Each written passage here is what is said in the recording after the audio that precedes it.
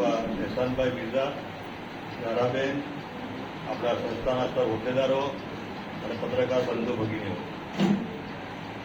એહસાનભાઈ મારી વાત કરતા હતા, પણ છેલ્લા 5 વર્ષનો મારો અનુભવ છે પત્રકાર મિત્રો જોડેનો, અને તમારી મહેનત જ્યારે હું જોઉં છું ત્યારે મને લાગે છે કે મારી મહેનત તો એ તમે ગયે જ નથી.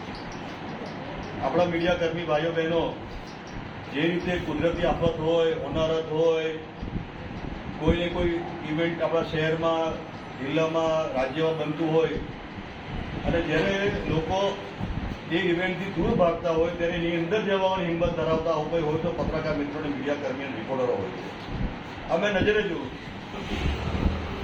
કોઈ દુર્ઘટના થાય તો સામાન્ય વ્યક્તિ ત્યાંથી ભાગવાની વાત કરે, પરંતુ રિપોર્ટર એ દુર્ઘટનાની અંદર સામેલ થવા જાય, પોતાના જીવના જોખમે જાય, અને સાચી માહિતી દર્શકો સુધી, લોકો સુધી પહોંચે એના માટે સતત પ્રયત્નશીલ હોય છે. હું ઘણા બધા રિપોર્ટર મિત્રોને ઓળખું છું, જાણું છું, અને આપણે તો કહેવાય છે કે પત્રકાર એટલે ચોથી જાગીર. જેટલું મહત્વ ચૂંટાયેલા પ્રતિનિધિઓનું છે, જેટલું મહત્વ વહીવટીતંત્રનું છે, જેટલું મહત્વ આપણી પાર્લામેન્ટ અને વિધાનસભાઓનું છે, એટલું જ મહત્વ હું કદાચ કહીશ કે એનાથી પણ વધારે મહત્વ આ પત્રકાર બંધુ ભગીનીઓનું. કારણ કે સાચી વાત લોકો સુધી પહોંચાડવી, અને અત્યારનો સમય જે છે એ ખૂબ કોમ્પિટિશનનો છે. આજથી 20-25 વર્ષ પહેલાં કોઈ ઘટના બને અને એ ઘટના સામાન્ય માણસ સુધી પહોંચતા અડધો કલાક, કદાચ 1 દિવસ પણ થઈ જાય. પરંતુ હવે તો કોઈ ઘટના થાય તો સેકન્ડોની અંદર, એ દુનિયાના કોઈ પણ છેડે થઈ હોય, પણ એ સેકન્ડોની અંદર આપણી પાસે આવી જતી હોય છે. તો આમ જોવા જઈએ તો પત્રકાર કે રિપોર્ટરની જવાબદારી તો ફક્ત ઘટના પહોંચાડવાની હોય, જે કોઈ ઇવેન્ટ બન્યા હોય તે લોકો સુધી પહોંચાડવા પૂરતી હોય છે. તો એ તો આપણે બેઠી મળી જાય છે. તો એનાથી વિશેષ શું?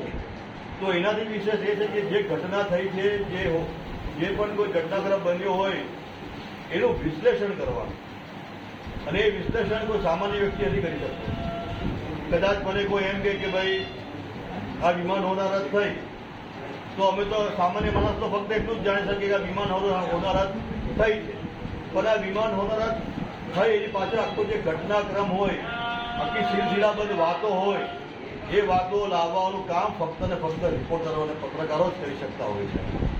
આખી એ ઘટનાનું અવલોકન કરવાનું, એના પરિણામો વિશે જાણવાનું, આ બધું એ કામ આ મીડિયા કર્મીઓ કરી શકતા હોય છે.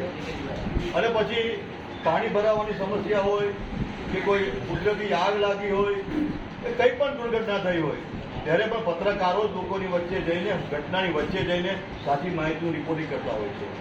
અને આજે પણ આ દેશની અંદર ખૂબ મોટો વર્ગ એવો હોય છે કે જે પત્રકારોની કલમે લખાયેલા શબ્દોને બ્રહ્મક્ષરમાં સમજીને એની પર વિશ્વાસ અને ભરોસો કરતો હોય છે. અને એટલા જ માટે આપ સૌની જવાબદારી પણ ખૂબ મહત્વની બની જતી હોય છે. આપ આપના રિપોર્ટમાં, આપના ટીવી ચેનલમાં, અથવા છાપો તો છાપામાં કયું હેડિંગ આપો છો, કયું તમે એના માટે શબ્દો વાપરો છો, એના પરથી ઘટનાનું ખૂબ મોટું એનું